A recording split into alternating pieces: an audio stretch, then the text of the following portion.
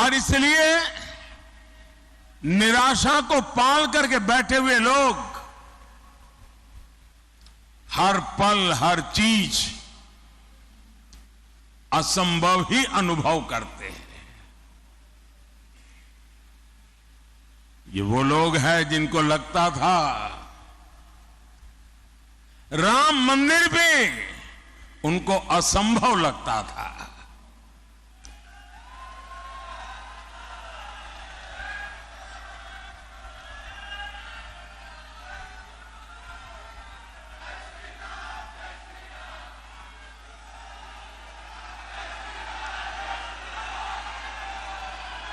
साथियों, दुनिया को कभी न कभी इस बात को स्वीकार करना पड़ेगा कि भारत भूमि में रहने वाले लोग अपने विचारों के इतने पक्के थे, अपने इरादों के इतने पक्के थे कि एक सपना लेकर के 500 साल तक लड़ते रहे।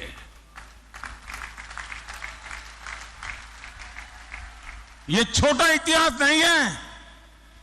500 साल का अविरत संघर्ष, अनेक पीढ़ियों का संघर्ष, लाखों लोगों का बलिदान और 500 साल तक संजोया हुआ सपना आज रामलला भव्य मंदिर में विराजमान है।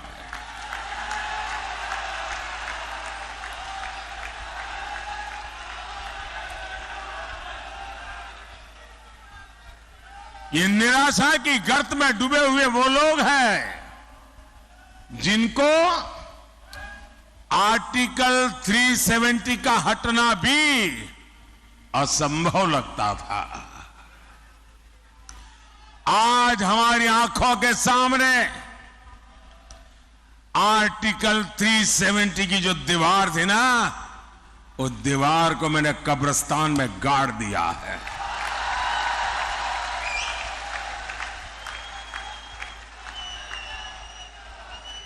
और जो सपने संजो रहे हैं कि वे कभी 370 पुनर्जागरण करेंगे, फिर से लगाएंगे, वो कान खोल करके सुन ले। ये विरासत मामूली विरासत नहीं है। दुनिया की कोई ताकत दोबारा 370 नहीं ला सकती है।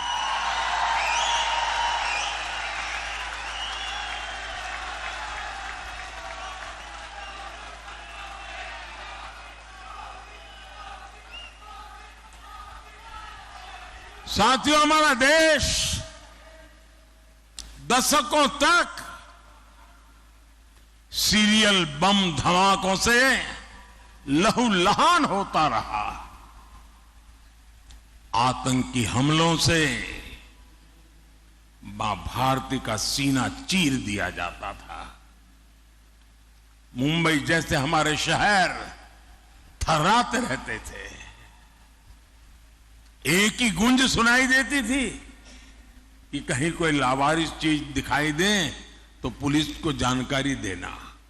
एयरपोर्ट जाओ, स्टेशन पर जाओ, हर जगह पे लिखा रहता है लावारिस चीज को हाथ पर लगाना, लावारिस चीज से चौकन्ना रहना। 10 साल हो गए, सुना है क्या?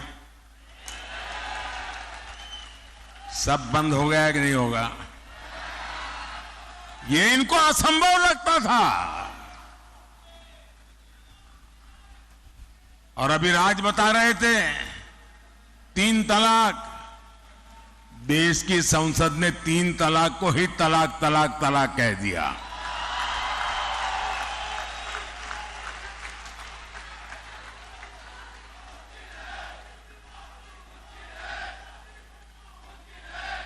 महिलाओं को 33% आरक्षण 40 साल तक इंतजार करते रहे लोग। संसद में बहस होती थी और जो आज संविधान को सर पर रख करके नाच रहे हैं, उन लोगों ने पार्लियामेंट में 33% आरक्षण के बिल को छीन करके फाड़ दिया था।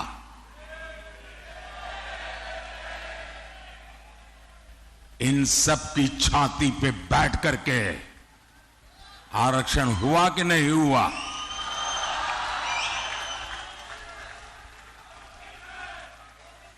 कांग्रेस 60 साल तक कहती रही कि गरीबी हटाएंगे, और इनकी तो फैशन थी। और आप सचमुच में थोड़ा जो हिस्ट्री में रुचि रखते हैं, जरा देख लीजिए। आप लाल किले से इन प्रधानमंत्रियों के भाषण सुनेंगे और इन परिवार के सभी प्रधानमंत्रियों के भाषण सुनेंगे, तो उनके 20-25 मिनट के भाषण में 10 मिनट वो गरीबी पर बोलते थे।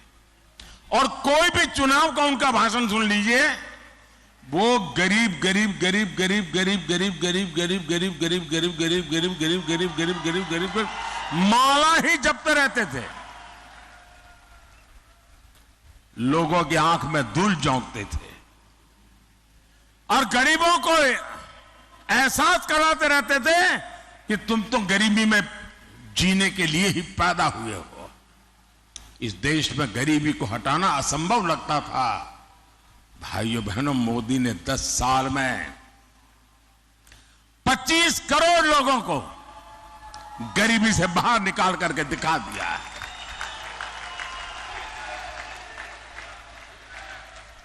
जो असंभव लगता था वो संभव हुआ कि नहीं हुआ? संभव हुआ कि नहीं हुआ? ये किसने संभव बनाया? ये किसने संभव बनाया? ये किसने संभव बनाया? कौन सी ताकत है जिसने ये किया है? ये कौन सी ताकत है? मोदी नहीं, ये आपके वोट की ताकत है ना, इसके कारण हुआ। ये आपके वोट का सामर्थ्य है। और इसलिए मैं, जो अपने बच्चों का उज्जवल भविष्य चाहते हैं, जो शांति और सुरक्षा चाहते हैं, जो विकास के अनगिनत अवसर चाहते हैं, जो भारत को विश्व में माथा ऊंचा करके जीने वाला देश के रूप में देखना चाहते हैं, ऐसे हर नागरिक को कहता हूं, जरा घर से बाहर निकलिए और अपने वोट का उपयोग कीजिए।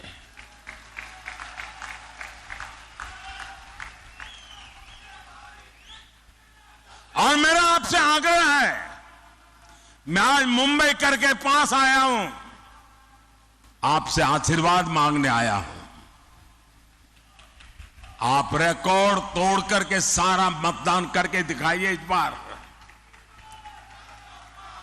और जब मतदान करने के लिए घर से निकले ना, तो याद करना, कभी वो बम धमाके हुआ करते थे, सुबह घर से निकलते थे तो शाम को जिंदा लौटेंगे कि नहीं लौटेंगे इसका कोई विश्वास नहीं था।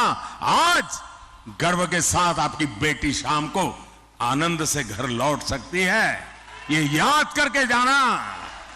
और कमल पे और मेरे साथियों के जो सिंबल है, उन पे अपना बटन दबा करके मोदी को जरा मजबूत कीजिए।